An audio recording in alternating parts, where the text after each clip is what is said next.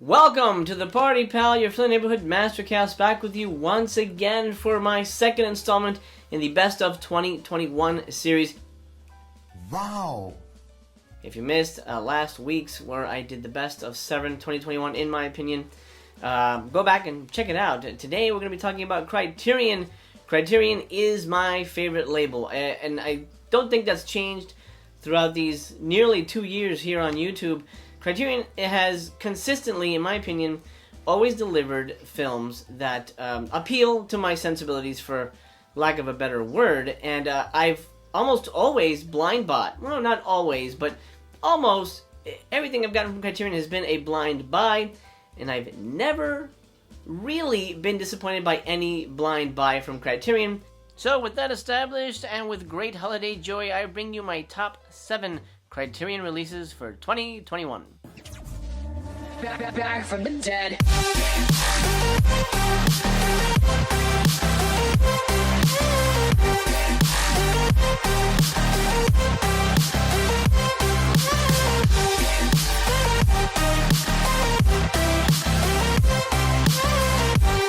Now, before we go any further, remember to leave in the comments your top picks for Criterion's releases of 2021. I'm curious. I love reading your comments, and the conversation continues down there. Now, in no particular order, because I'm not here to rank them, I'm just here to share my love for these titles. Let's go with number 1.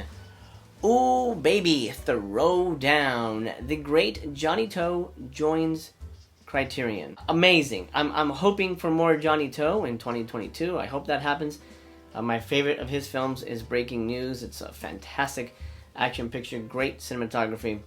Throwdown was new to me. This was a blind buy, but I bought for director, I bought for label.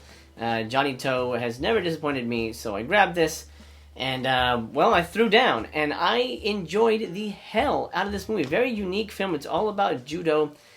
It's hard to describe. As a matter of fact, it's very, very outside the box, I think, is the best way to put it. It involves 3 different characters: a lounge singer, a judo expert, and an ex-judo champion who now runs a nightclub, who is slowly going blind. But that doesn't really play much of a factor into the plot till the ending of the film. It's not a spoiler, but it also helps that you know that ahead of time.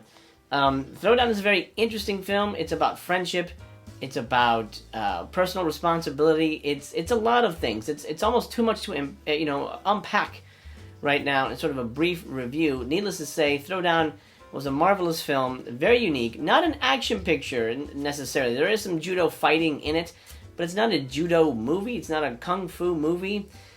So people like Steven Seagal might be disappointed. Next up is Oni Baba, upgraded here on Blu-ray. Now, Oni Baba and I have a very, very rich, deep history. This was the first, well, not this, but the DVD was the first Criterion release I ever bought. That, and I think Seven Samurai. But Oni Baba was the first one I remember picking up at Virgin Records. I worked there at the time. I had an employee discount. It was fantastic, because they were expensive fucking DVDs. Oni Baba just jumped out at me, and I grabbed it, my first Criterion. And I've loved it ever since. It's such a unique film, very different. It's not a monster movie. It's not like Kuroneko, which is on Criterion. It's definitely more of a, I would say, a sweaty love story. It's all about lust and trysts, among the high grass and things like that. So it might be off-putting to some people who kind of, they're selling it like a creepy-ass movie. It's not necessarily a creepy-ass movie until maybe the ending. It's definitely more of a love story movie, but it's a fantastic film, a gorgeous cinematography, and here, upgraded on Blu-ray, it is a revelation. I'm so honored and thrilled to have this finally on Blu-ray. Now I only have one more on my want list of Criterion DVDs that have not been upgraded yet, and that's Spirit of the Beehive. I love that movie. I cannot wait. I've been on the fence about getting the DVD, but I'm like, I'm just gonna wait for the Blu-ray. It'll eventually happen, and I can wait. I can wait. Maybe 4K. Who knows? The Spirit of the Beehive I'm waiting for. But this is a phenomenal film. Just know going in, it's not Kwaidan. It's not Kuroneko. It's not a ghost movie. It's really more about illicit love affairs and groping in the dark and in the dirt, and it's very, very interesting film, but it's definitely not kind of how it's marketed, if that makes any sense. But 100% thumbs up for this one. Number 3, Afterlife, and I just realized there happens to be quite a bit of Asian cinema here. As a matter of fact, I think there's only 2 American films. The rest are all Asian films. So it just goes to show you what I lean towards when it comes to Criterion releases. Afterlife by Hirokazu Koreeda. I hope I pronounced that correctly. This is my first Koreeda film, and I loved it. I'm going to be looking for more Koreeda in 2022. I believe he did Still Walking and Yi Yi. I might be mistaken, but I think those are Criterion releases. Some things worked, some things didn't work for me, but I think overall it's a very unique approach to the concept of life after death and what life means. Essentially, just briefly sketch the plot for you. It's about what happens after you die. You end up in this weird building, and there's people there who say, okay, you've died. You have 3 days to pick your favorite memory from your life. We're going to make a little movie of it, and then you're going to go off and have that memory for eternity, and that's all you'll remember from your past life, or something like that. Like that's essentially the concept. There's a lot of things that don't necessarily make sense. There's a lot of elements that don't necessarily make sense. Like, if this is the afterlife, why is there weather? Like it's snowy and cold, and why do they need to eat? They have food and tea. There's a lot of weird elements to it that don't make any sense. But I feel all those kind of anachronistic details add up to a very unique interpretation of Afterlife. And the film is quite touching, almost documentary style in nature, because they do interview actual people and they ask them, what's your favorite memory from life? And you get some really beautiful, human, genuine moments that are just gorgeous, just thrilling. Beyond the fact that, if you think about the infrastructure of it, it doesn't really make a lot of sense and it kind of falls apart. But the film itself is sort of a beautiful industrial poem, if that makes any sense to you.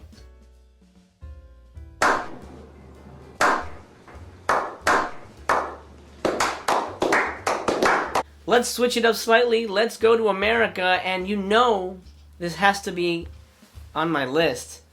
Citizen Kane on 4K. Citizen freaking Kane, finally on 4K Blu-ray, back in the Criterion collection. Now this packaging, I know a lot of you have had issues with the packaging. I'll unpackage it for you right here in a moment. I'm not going to go into details. Everyone knows Citizen Kane.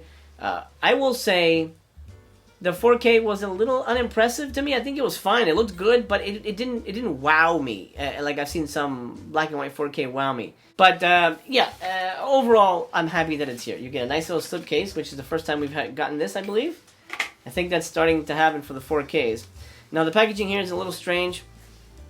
I will say there's a lot of issues with this. I had an issue with the 4K where it stopped playing in the middle, and I had to restart the disc, and hopefully that fixed it. I'm going to test it again when I rewatch this with Mistress Chaos. So hopefully my 4K disc is not ruined, because that would not be fun. They did botch the Blu-ray. Big botch. That's bad news, and I almost kept it off the list because of that. That's not good. That's no bueno, Criterion. Come on, man. You guys are supposed to be the number one. The top of the pops. You get a booklet, which is nice. I unboxed this for Patreon, so I'll just briefly give you a look here. You get a booklet, and then it opens up like this. Interesting packaging here. I'm not sure what the idea was to make it a cross, but it is. It is what it is. And the discs are all in these little sleeves, which I'm not a huge fan of. I think they need to be more protected than that, but whatever. What are you gonna do? What are you gonna do? There's really nothing you can do. Go in order here. Okay. And then you fold it up, and then it goes back in the slip. Citizen Kane on 4K. Holy crap. This is definitely a landmark release, a big release. I think this is definitely their biggest single release. I mean, obviously we went into 4K completely in 2021 after they said for the whole beginning of the year, we're not doing 4K, stop asking. Hey, guess what? We're doing 4K. That's fine. It's here. I don't think I'm going to be getting anything else. Menace to Society, I'm not a huge fan of. Uncut Gems, I'm not a huge fan of. I just freaking bought Mulholland Drive on Blu-ray, so I don't know that I want to get the 4K. I probably will not be doing that. None of the other 4Ks really interest me, but I'm looking forward to seeing what 2022 brings 4K-wise. And Citizen Kane is just a landmark film, so I'm glad to have it in the collection. I will say this, upon rewatching for the 20th time or whatever, it played a little stodgy, it played a little inauthentic, and that's never been an issue with me and Citizen Kane, so I don't know. I think that's the beauty of movies. Sometimes they hit you different whenever you encounter them in different periods of your life. But I'm happy to have this, and I'm happy to be able to share it with my family. 102, take 3. Action, please. Number 5, let's stay in the U.S. with Deep Cover. Oh, man, a Bill Duke film. The Bill Duke, by the way. Deep Cover is a undercover cop movie, and it is fantastic. It stars the marvelous, the fantastic Lawrence Fishburne, and, of course, Jeff Goldblum, who is equally amazing, fantastic, and marvelous. This is a very fun little film from the 90s, and I think largely forgotten about, but there's a lot to love here. It's very, very good and very enjoyable, and honestly, probably something I'd rewatch quite a bit. Out of all my recent Criterion picks, Deep Cover is probably something I'd return to because I had such a good time watching the movie. Fun twists and turns, of course. When a cop goes too deep, you either die a hero or you live long enough to become the villain. It's true with Deep Cover, and it's a fantastic film, fantastic cover. I love the lighting on this. I think it's fantastic, and it really adds to the feel and the flavor of the movie. So high recommendation for Deep Cover if you've not seen it, and maybe you're new to Criterion, maybe you're not into world cinema, maybe you're not into artsy-fartsy type stuff, that's fine. Pick up Deep Cover. I think you're going to have a fantastic time. I'm going to have me some fun. I'm going to have me some fun. I'm going to have me some fun. I'm going to have me some fun. Number 6, let's go to China with The Flowers of Shanghai. I believe this is a film by, I'm going to butcher this, I apologize, Ho Xiaoxian, I believe is how you pronounce that. I apologize if I butchered that. Flowers of Shanghai is a very quiet, small, gentle, subtle, soft, slow movie. It's not a big plot movie, I'll say that. And I'm a big plot guy, but I can also appreciate a measured, poetic film like this. I loved it. It's hard to pin down, but it's almost like you're watching a play. It plays out in kind of slow, soft vignettes about these women that live in tea houses, and that's sort of like their life, and kind of concubines in here and there, and sort of the internecine structure of political intrigue, lust intrigue, things like that. It's not a big movie. It's a small movie, but it is opulent and gorgeous to look at. Here on Blu-ray, it is just a treat for all the senses. Well, I guess except smell, but visually beautiful. And it just blows my mind how opulent the Chinese culture is, but in a good way. Like, it's just the colors and the rich textures, and the movie emphasizes all that. It's just a wonderful movie to look at. Again, hard to pin down in terms of plot and whether I can recommend it 100% or not. The plot is delivered in a very unique way. It's not delivered in, okay, this happens, that happens, blah, blah, blah, blah, blah. It's almost like you really have to pay attention to know what is going on. And there's quite a bit going on, but it's all told sort of, not in riddles. That's what comes to mind, but it's told in a very languid way, but a rewarding and satisfying way. And I think it's a very special movie. Again, I think it's one that I would rewatch, knowing a little bit about what just happened, and then experiencing it a second time, and I think it's going to become, like any good piece of art, a more rewarding experience, because you're going to go in with different eyes, and then you're going to start unpacking things that you didn't even realize needed to be unpacked. You're goddamn right. Okay, Pickle Nickel, the last one is number 7, Memories of Murder, Bong Joon-ho, of course the director of Parasite, the Oscar-winning film, and this one was not a blind buy. I'd seen this in theaters a while back here in Los Angeles, and it was one of them that one of those movies that stuck with you because it's very different. It's essentially a serial killer movie about a detective who is searching for the murderer of a young girl. And the events that transpire within this, I believe it's like a week of time, this intense investigation where they're looking for the killer. And it never goes in the way you think it's going to go. This is a very special movie. It might be a frustrating movie for some people, but I think it's probably one of the best serial killer movies ever made. It doesn't go by the 7 rule book, or even Resurrection, if you know that film from Vinegar Syndrome. It doesn't go by that rule book, in terms of like body count and bodies strewn everywhere and crazy shit happening, and like the detective is, breaking the rules to solve the case. Or when we get breaking the rules to solve the case, we get a really intense investigation. It's not a boring movie. I'll say that it's not a boring movie, but it moves at such a fucking breakneck pace, and it ends in such a way that I think most people might be turned off. With the direction it takes, but it to me, it's probably the most realistic serial killer movie ever made. And it's quite shocking, quite stunning, quite breathtaking, very electric. I think that's the best way for it. This is an electric experience. Memories of Murder is jaw-dropper, fucking, grabs you and you're like, holy shit, this movie's nuts. What's happening in this thing?